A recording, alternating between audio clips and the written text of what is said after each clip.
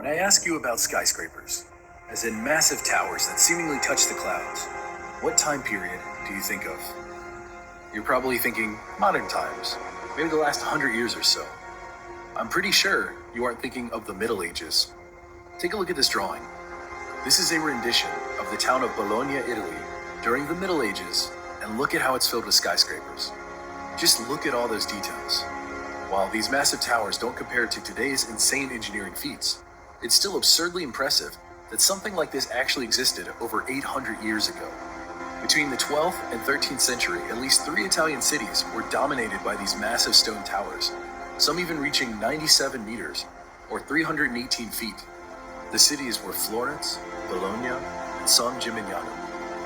As the story goes now, these towers were built by rich merchants who wanted to display their wealth and power within these cities.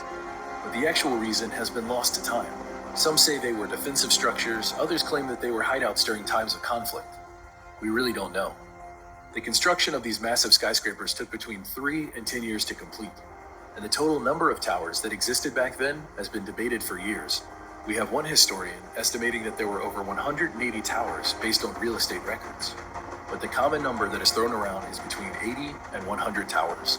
By the 13th century, most of these towers were destroyed or collapsed, although there are still many that still stand to this day, and plenty of pictures of them. They're pretty amazing. The remaining towers became repurposed as prisons, residential buildings, or shops. Today, fewer than 20 of these towers still remain, at least in Bologna, Italy. But here's the weird thing. This isn't the first time that Bologna, Italy has had a Mandela effect.